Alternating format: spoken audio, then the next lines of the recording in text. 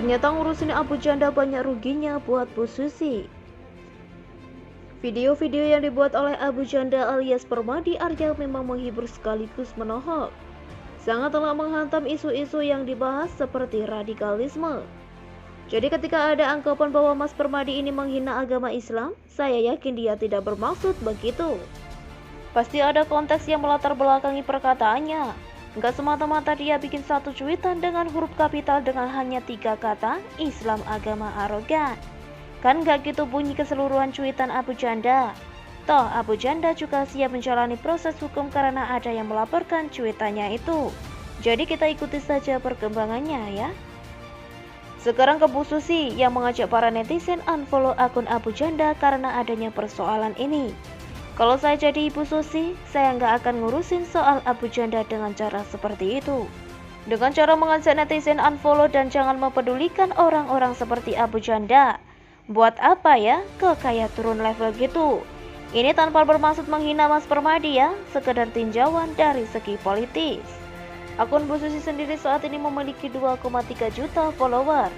Bandingkan dengan Abu Janda yang followernya sekitar puluhan ribu saja. Jika frekuensi berinteraksi dengan Presiden RI Joko Widodo bisa kita jadikan salah satu faktor penentu level popularitas seseorang di dunia politik, ya Abu Janda kalah jauh sama Bu Susi. Ibu Susi adalah seorang mantan menteri yang waktu jadi menteri ya kerap berinteraksi sama Pak Jokowi. Mungkin Ibu Susi malah pegang nomor WA-nya Pak Jokowi. Mau ngechat Pak Jokowi ya tinggal chat aja. Jadi ketika Bu Susi mencuit hingga terarah ke ajakan unfollow Abu Janda, ini jadi pertanyaan besar. Apa yang hendak dicapai oleh Bu Susi agar follower Abu Janda turun? Buat apa? Bu Susi menyebut cuitan Abu Janda dengan perkataan ocehan-ocehan model seperti ini yang selalu menyinggung perasaan publik. Bagaimana dengan ribuan cuitan lain yang juga menyinggung perasaan publik? Ada yang menghina Pak Jokowi. Cuitannya Fadli John. Cuitannya Hidayat Nur Wahid atau HNW yang beberapa kali terindikasi hoax. Kok Bu Susi nggak ngajak netizen unfollow Fadli John atau HNW atau yang lainnya? Aneh kan? Saya kira karena ajakan Bu Susi itu begitu terarah ke Abu Janda, sehingga jadi blunder sendiri. Ternyata walaupun follower Bu Susi mencapai jutaan orang, tidak semua netizen setuju dengan ajakan Bu Susi. Malah ada yang tidak terima dan merasa marah, lalu mengunfollow Bu Susi dan bahkan ada yang memblokir akun Bu Susi. Lucunya, follower akun Abu Janda malah naik drastis. Dari sekitar 30.000 follower, sekarang ini jadi 48,3 ribu lebih. Loh kok, ini sebuah rekam jejak yang cukup memalukan buat seorang mantan pejabat dan seorang pengusaha terkenal. Apalagi ajakan unfollow akun Abu Janda oleh Bu Susi sudah diliput oleh banyak media nasional. Lah hasilnya kok malah blunder gini. Bukan itu saja, netizen plus 62 tidak boleh diremehkan. Ada saja pemikirannya, berita-berita lama soal Bu Susi pun berseliweran di jagat Twitter. Dari soal menyediakan bis buat masa 212, utang ke bank, perusahaan nyaris pailit, hubungan dengan cendana, hingga foto Bu Susi dengan Anies pun diunggah oleh para netizen. Seperti contoh di bawah ini. Para netizen pun mengambil berbagai kesimpulan sendiri dari berbagai foto dan artikel berita yang berseliweran itu. Ada yang menganggap Bu Susi ada kedekatan dengan keluarga cendana. Ada yang mengira-ngira Bu Susi akan maju pilkada berpasangan dengan Anies. Bahkan ada yang menghubungkan soal kepilotan perusahaan Bu Susi di tahun 2020 dengan fotonya bersama keluarga cendana. Padahal foto itu dibuat pada tahun 2018. Kan menjurus ke hoax ya kalau tidak ada bukti yang valid. Ya itulah tanggapan netizen. Sekali lagi, Bu Susi bukannya dapat nama baik dari seruan unfollow itu, tapi malah dapat corengan dari para netizen. Image Bu Susi yang cukup baik saat menjadi menteri dulu pun jadi terganggu. Saya menemukan sebuah artikel analisa politik dari rmol.id yang tayang di hari yang sama dengan Bu Susi mencuit soal unfollow Abu Janda. Artikel ini tayang duluan lebih pagi. Isinya menyebut Bu Susi sebagai kuda hitam dalam Pilkada DKI Jakarta jika digelar pada 2022. Bu Susi akan jadi media darling yang sulit untuk dilawan oleh Anies. Apakah artikel ini yang mempengaruhi Bu Susi ketika mencuitkan seruan unfollow Abu Janda? Tidak ada yang salah kok jika Bu Susi memang tertarik untuk masuk ke dunia politik lalu berlaga di Pilkada DKI Jakarta. Sayangnya ya hanya itu, kenapa jadi ngurusin akun Abu Janda? Kalau memang mau ikut mengomentari cuitan Abu Janda, kan Bu Susi bisa menyebut secara umum saja. Mengajak para netizen mencuit soal penanganan pandemi atau hal-hal positif lainnya. Atau memperingatkan netizen untuk berhati-hati dalam memilih kata-kata ketika nge-tweet, yang kini kan jadi lebih berkelas. Tak diakui bagian dari NU, saya bagi salut pada Abu Janda. Menurut Alisa Wahid Permadi Arya alias Abu Janda atau AJ, bukanlah bagian dari kelompok NU atau poros-poros NU. Dia juga menganggap perilaku atau sikap Permadi Arya tidak menggambarkan perilaku atau sikap seorang NU. Lebih menyakitkan mendengarnya seolah selama ini Abu Janda memanfaatkan NU demi kepentingan pribadi.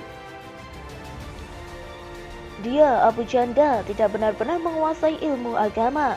Artinya kita nggak pernah melihat dia sebagai bagian dari kelompok atau poros-poros NU. Jadi dia bukan bagian dari poros-poros NU, pesantren juga enggak.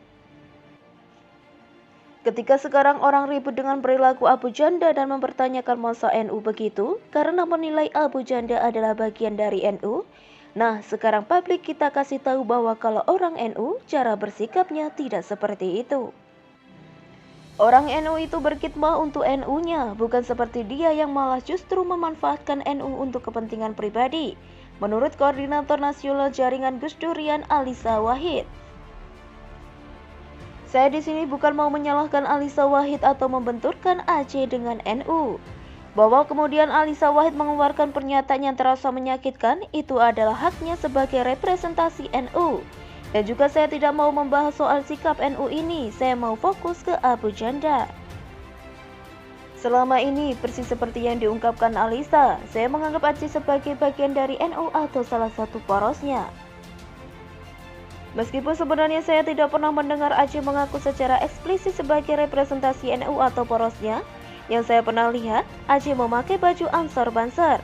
Itu hanya anggapan saya semata. Sebab tidak mungkin juga tanya dulu dia NU atau ormas Islam lainnya. Tetapi setelah tahu AJ bukan bagian dari NU atau salah satu porosnya, saya bukan kecewa, malah saya makin salut melihat AJ. Kenapa? Sangat jarang bahkan mungkin tidak ada orang biasa seperti AJ di Indonesia ini. Tanpa didukung suatu kelompok atau organisasi tertentu, berani dan lantang bahkan frontal memperjuangkan hak-hak kaum minoritas. Melawan narasi provokatif, pecah belah kaum radikalis, memperjuangkan toleransi dan keberagaman serta pro-NKRI garis keras. Bukan tanpa alasan rasa salut itu, dia pernah diancam dibunuh, dipenggal kepalanya, dicari tempat tinggalnya dan jadi buronan nomor 1 kaum radikalis. Tetapi AJ tidak takut, malah dia makin semangat melanjutkan perjuangan dan tanpa henti menyuarakan toleransi, melawan intoleransi, dan menghadang provokasi kaum intoleran dan perongrong keberagaman. Saya pernah diancam Mustafa Nahra dilaporkan ke polisi atas tulisan saya. Alamat rumah saya juga dicari mau dipersekusi.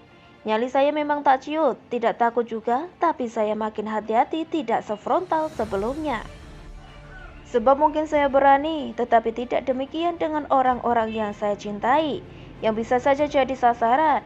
Sementara AJ makin diancam makin semangat dan makin frontal. Tapi dia tidak pernah persekusi orang loh ya. Coba Anda telusuri lagi siapa sih yang berani menyuarakan dengan lantang soal intoleransi di sekolah negeri seantero Kota Padang yang mewajibkan siswa non-muslim memakai jilbab? Adakah yang selantang dan seketal AJ? Mulai dari politisi sampai ormas hanya menghimbau saja, seolah kasus itu biasa saja. Coba telusuri seberani dan selantang apa AJ melawan kelompok Islam yang membubarkan ritual keagamaan, melarang pendirian rumah ibadah, menghadang provokasi kaum radikalis. Maka Anda akan paham kenapa saya makin salut pada AJ. Bahkan kasus penistaan agama yang menimpa dia sekarang adalah akibat dari perjuangannya menantang provokasi Tengkusul di Twitter yang banyak orang tidak paham. Hanya menghakimi cuitan AJ saja tanpa melihat konteksnya. Bahwa kemudian ada yang tetap tersinggung soal cuitan AJ dan konteksnya, silakan saja. Dia juga membela NU dan Ansor Banser habis-habisan juga. Masih ingat soal bendera HTI, AJ paling depan dan lantang melawan. Dari pembelaannya terhadap NU dan para serta kiainya itulah mungkin saya mengira dia bagian dari NU dan di backup NU. Itu sepengetahuan saya. Jika menurut Anda anggapan saya itu salah, silahkan tulis di komentar. Saya malah berharap ada lahir AJ-AJ baru. Orang seperti dia sangat dibutuhkan di negeri ini, yang diserang kaum radikalis secara membabi ngepet dan dengan menghalalkan berbagai cara, bukannya mundur ketakutan, malah makin berkobar semangatnya. Yang rela dirinya jadi tumbal atas pembiaran intoleransi di negeri yang katanya paling beragama ini, yang tak takut nyawanya melayang demi saudara-saudarinya yang tertindas dan demi NKRI. Silakan Anda yang pro NKRI merasa tersinggung, tapi bukan berarti Anda kemudian menghujatnya sedemikian bencinya seolah lupa akan apa yang selama sudah dilakukannya.